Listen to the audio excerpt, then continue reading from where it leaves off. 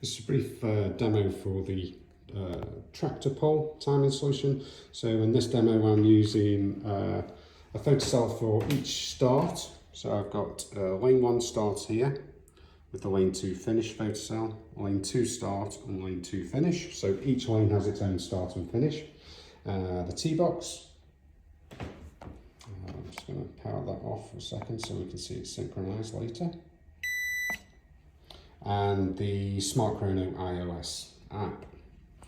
So all the photocells are already powered on. So the infrared transmitter, we don't need to match that to a specific photocell. They can go anywhere around. So here goes. I'm going to switch on the T-box. Then it should search via radio for the photocells, and we should see each LED illuminate green when they're connected, and we should hear a beep for each synchronization. So press and hold, release, press and hold.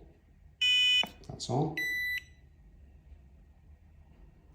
So now see it search for each photocell in turn.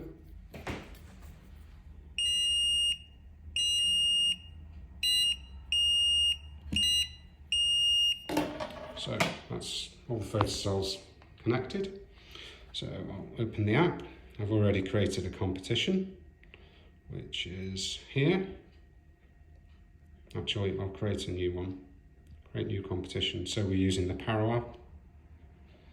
This page is just for settings for you, if you do a printout, what goes on your headings and what have you. So in this one, I'm not going to use any intermediates. Start gate for blue and red tracks. We're not using the same. We're not having a common start and a button. We're using a photocell.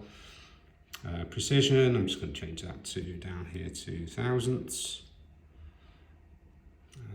Start gate identification, so we want this from, if we haven't got a start list in there already, I'm going to use a manual.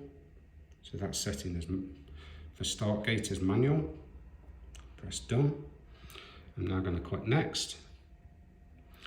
We have to activate this USB for time box, input the serial number of the T-box, which is on the underside of the T-box. This one's 689.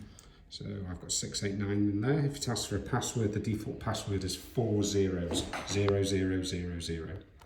I can test connection, and that'll show me the T-box connected and the serial number of each photocell. And we can just interrupt those and do some tests.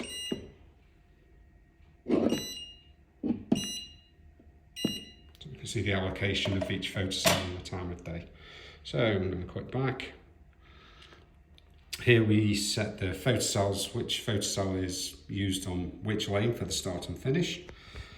So I've got A, B for start and finish of the blue lane, C and D for start of finish of the red lane. So the lock time, I'm going to set this to 1 second.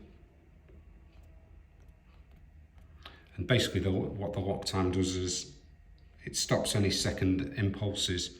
So if the vehicle travels through the photocell, it ignores another impulse, say from the rear wheels, for this time setting in here. So set those all to 1 second. You could set those as long as you need. So I'm going to click next. And then just quickly add a couple of competitors. Save and add.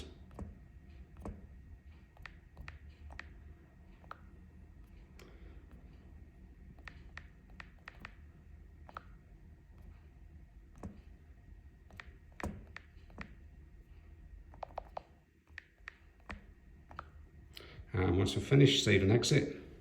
You can see those competitors there. So I'm going to click save the competition, and now I'm going to click start competition. So it'll now search for the T-box on Bluetooth, which is found. We'll say yes, we want a new synchro time, and we'll synchronize the T-box from the iPad time of day because that's got GPS. Start timing. So up here I can now enter my competitor numbers. So I'm going to put 1 on the blue lane, and I'll put 3 on the red lane. Open up the photocell channels. You won't have any times if they're red, they need to be green. So we're ready to start timing. So I'll interrupt lane 1 start. And we can see the time running for lane 1. Now we'll interrupt lane 2 start. And we have the time running for the red lane. So we'll now do a finish for lane 1. We have a finish time. And I'll do the finish for lane 2. And we have a finish time for lane 2. I can just check in here for the results. And down here is this button to export the results PDF or CSV.